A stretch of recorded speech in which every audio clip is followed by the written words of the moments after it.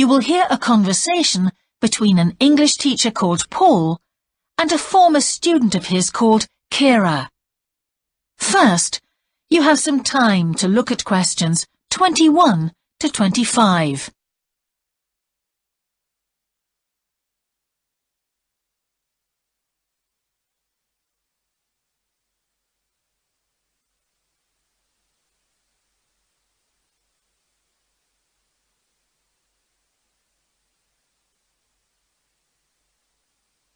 Now listen carefully and answer questions 21 to 25.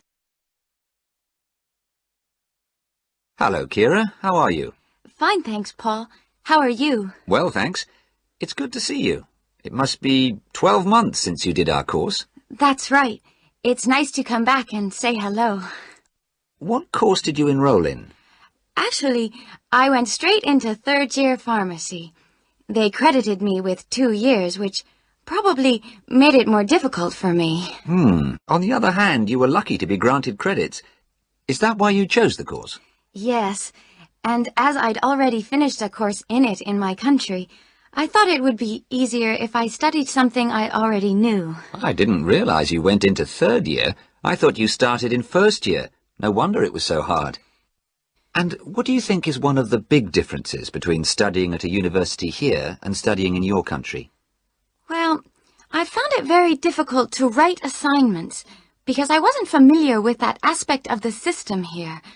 The main problem is that the lectures expect you to be critical. That made me feel really terrible. I thought, how can I possibly do it? How can I comment on someone else's research when they probably spent 5 years doing it?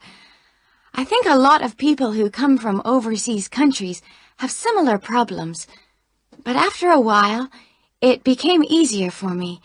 People expect you to have problems with the process of reading and writing, but in fact, it is more a question of altering your viewpoint towards academic study.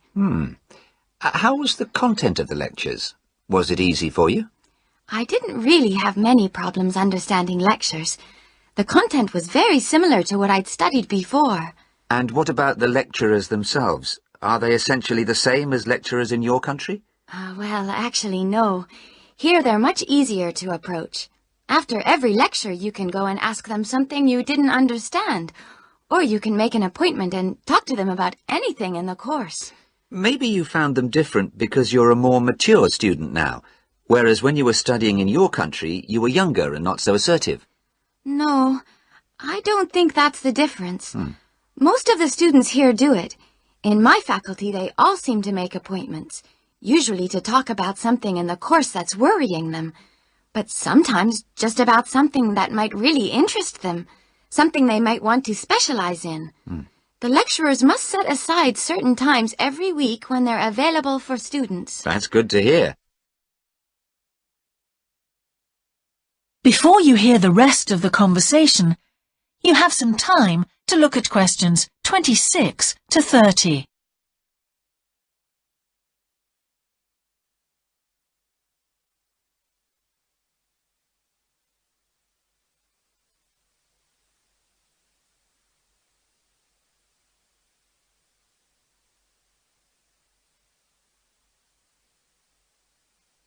Now listen and answer questions 26 to 30.